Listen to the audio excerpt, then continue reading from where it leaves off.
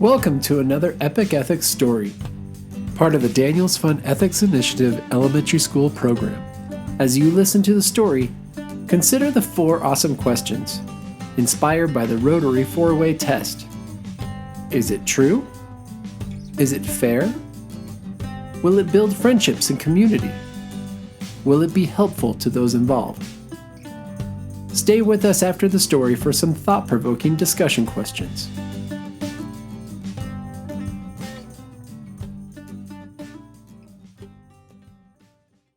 And now, the story of How the Fly Saved the River, an Anishnabe folktale.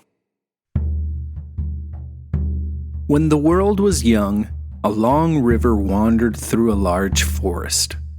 It offered its water freely to anyone who needed it. Fish of all shapes and sizes lived in the river.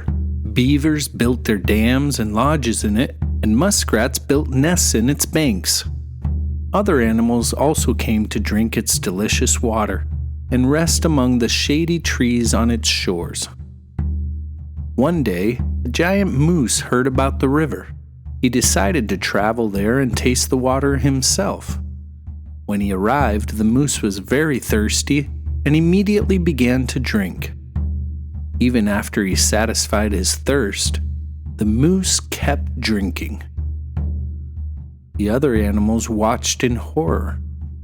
The moose was drinking so much that the water level started dropping.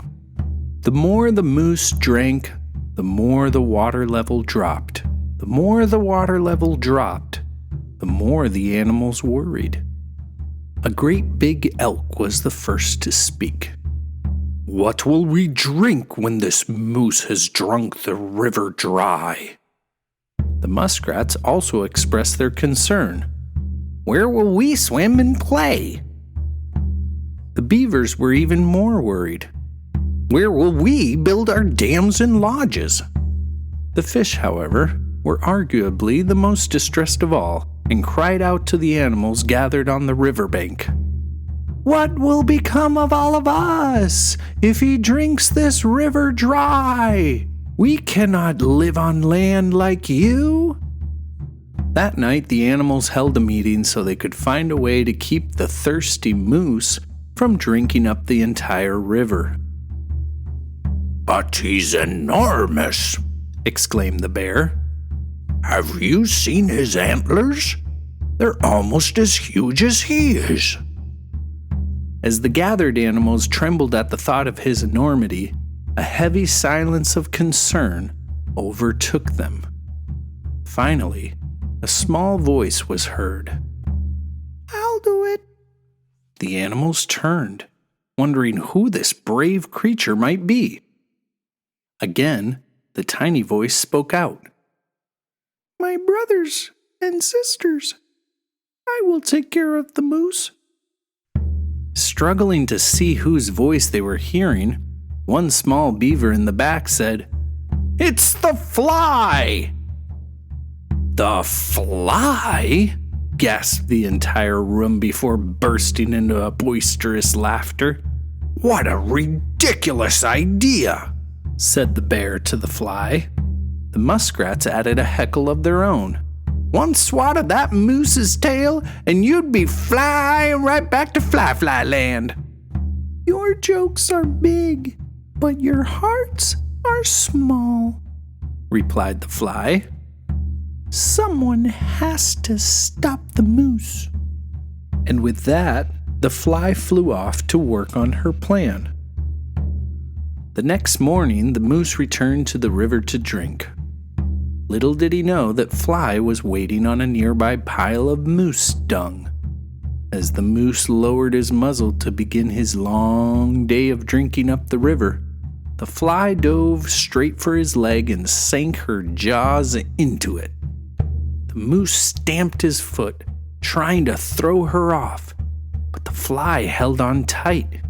Every time he stamped his foot, he left a hole in the ground. The river hurried to fill the holes. Soon, mud was grabbing at the moose's feet. Next, the fly landed on the moose's back. Again, she bit as hard as she could. The moose tossed his head and snapped at the fly. Then, the fly started a series of quick attacks. She came from one side to nip the moose's ear, and then from the other side to bite his nose. She bit him on his face, his legs, his back, his stomach, and all over. The moose galloped back and forth on the riverbank, snapping wildly at the fly. He thrashed his head from side to side and stamped his hooves so hard the ground shook. He snorted like thunder and blew like a hurricane. No matter what he did, though, he couldn't get rid of the tiny little fly. At last, the moose stopped fighting and started running. The fly pursued him, buzzing loudly. When she was sure he wasn't going to come back, she finally flew back to the river. When she got there, the other animals crowded around to thank her. "Hear me now, my big animal friends," said the fly as they all quieted down to listen.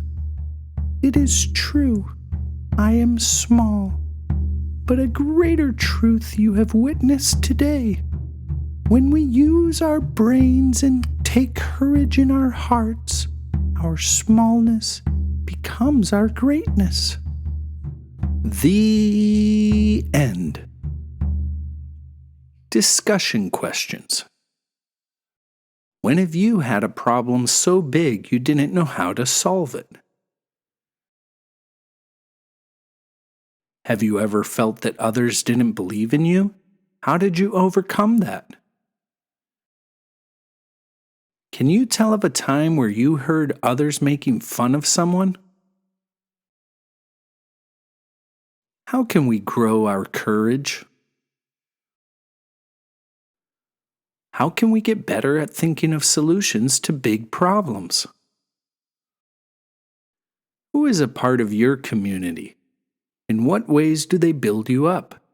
How do they try to tear you down?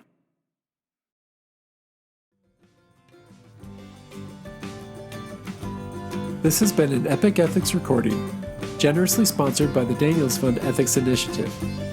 We'd also like to thank Colorado Rotary District 5450 for your service above self and support of peaceful schools.